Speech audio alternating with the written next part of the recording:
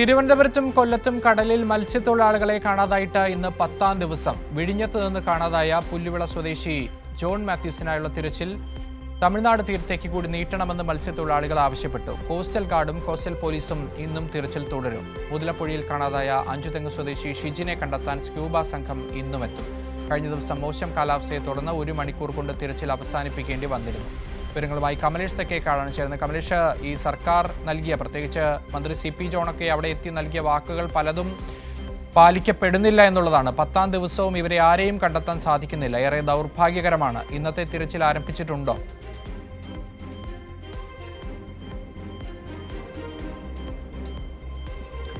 അക്ഷയ്, തീർച്ചയായും ഇന്നത്തെ തിരച്ചിൽ രാവിലെ തന്നെ ആരംഭിച്ചു കഴിഞ്ഞു എന്നുള്ളതാണ്. ഏതായാലും സ്കൂബ ടീം ഇപ്പോൾ ഇറങ്ങിയിട്ടുണ്ട്. നിലവിൽ ഇപ്പോൾ ഈ മുതലപ്പൊഴി ഭാഗത്ത്, ഈ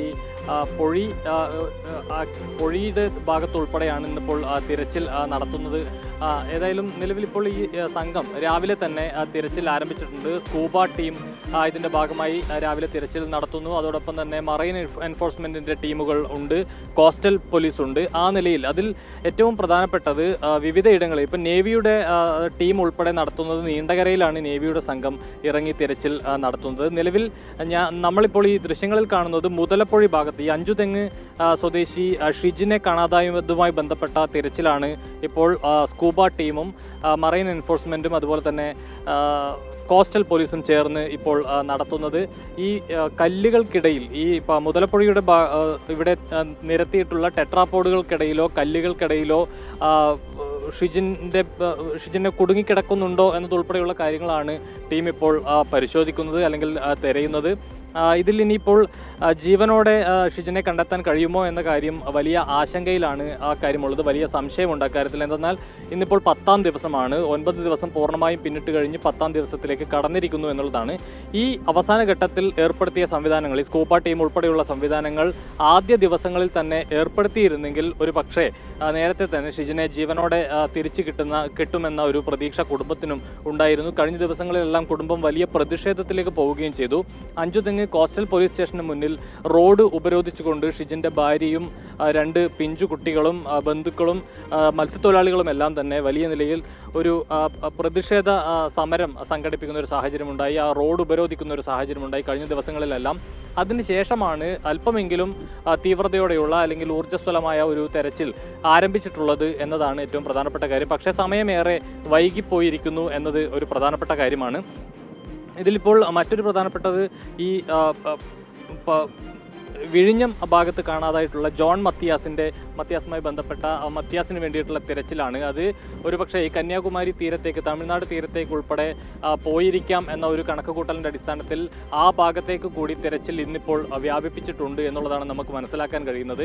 ഏതായാലും വലിയ പ്രതിഷേധം സംസ്ഥാന സർക്കാരിനെതിരെ ഈ വിഷയത്തിൽ ഉയർന്നു കഴിഞ്ഞിരിക്കുന്നു. 3 ഇടങ്ങളിലാണ് പ്രധാനമായും 3 മത്സ്യത്തൊഴിലാളികളെ കാണാതായിട്ടുള്ളത്. അതൊന്ന് കൊല്ലം നീണ്ടകരയിലാണ് ഗൗതം കൃഷ്ണ, അതുപോലെ തന്നെ മുതലപ്പുഴയിലാണെങ്കിൽ അഞ്ചുതെങ്ങ് സ്വദേശി ഷിജിൻ, വിഴിഞ്ഞത്താണെങ്കിൽ ജോൺ മത്യാസ്. ഇങ്ങനെ 3 പേരെ കാണാതായിട്ട് ഇന്നേക്ക് 10ാമത്തെ ദിവസത്തിലേക്ക് കടക്കുന്നു. ഈ 3 ഇടങ്ങളിലും വലിയ പ്രതിഷേധം, അതായത് സർക്കാർ സംവിധാനങ്ങളോ കോസ്റ്റൽ പോലീസോ കാര്യമായ ഒരു ഇടപെടൽ ഈ വിഷയത്തിൽ നടത്തിയിട്ടില്ല എന്ന് മുന്നോട്ട് വെക്കുന്ന ഒരു സാഹചര്യം ഉണ്ടായിരുന്നു. അതിനുശേഷം ഇന്നിപ്പോൾ സ്കൂബ ടീം ഉൾപ്പെടെ ഇറങ്ങുന്ന ഒരു സാഹചര്യമുണ്ട്. കഴിഞ്ഞ ദിവസങ്ങളിലൊക്കെ സ്കൂബ ടീം എത്തിയെങ്കിലും കാലാവസ്ഥ പ്രതികൂലമായതിനാൽ അവർക്ക് തെരച്ചിൽ നല്ല നിലയിൽ നടത്താൻ കഴിഞ്ഞില്ല. 1 മണിക്കൂർ തെരച്ചിലിന് ശേഷം അവർക്ക് പിൻവാങ്ങേണ്ടി വരുന്ന ഒരു സാഹചര്യമൊക്കെ ഉണ്ടായിരുന്നു. അതെല്ലാം വലിയ പരാതിക്ക് ഇടയാക്കുകയും ചെയ്തു. ഇന്നിപ്പോൾ ഏതായാലും മഴ മാറി നിൽക്കുന്നുണ്ട്.